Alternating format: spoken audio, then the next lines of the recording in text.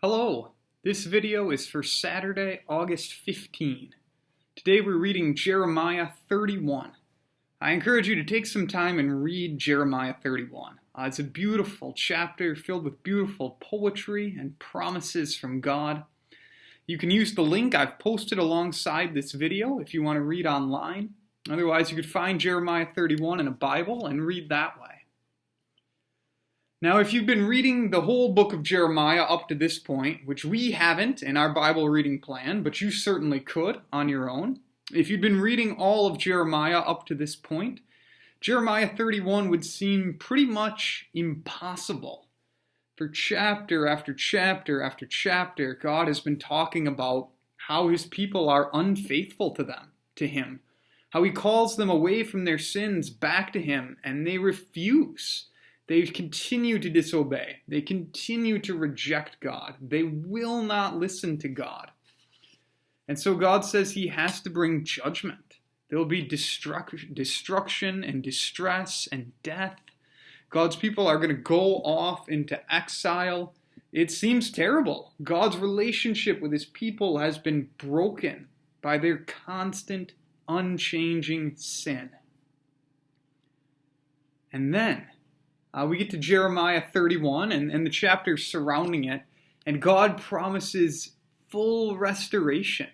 He promises to bring his people back, to put them back in their homes.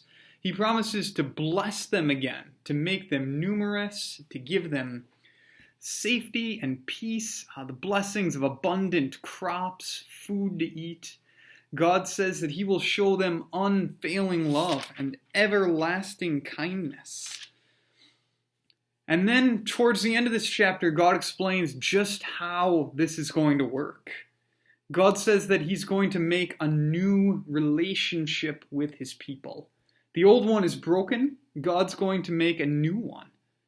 He's going to do this because he is going to forgive the sins of his people.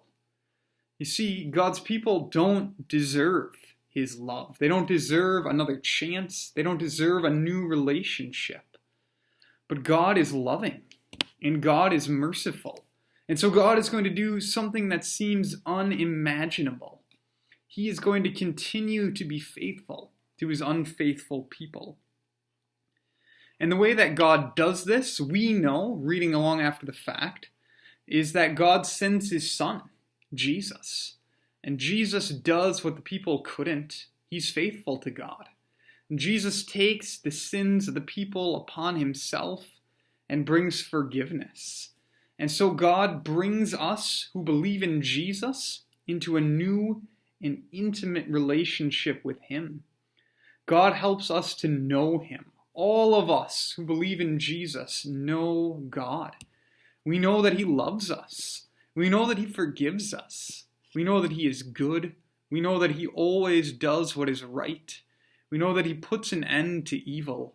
We know that he brings flourishing and blessing. Jeremiah 31 tells us that though we are sinful, though we don't deserve anything from God, he loves us. He will do things that seem unimaginably good. He will bring us salvation and forgiveness through his own power and his own grace and his own love for us. So that's my thought with today's reading. If you'd like to ask questions or leave some comments of your own, go ahead and do that. That would be great. We could all benefit from your insights. Otherwise, thanks for watching. I hope that you have a great day.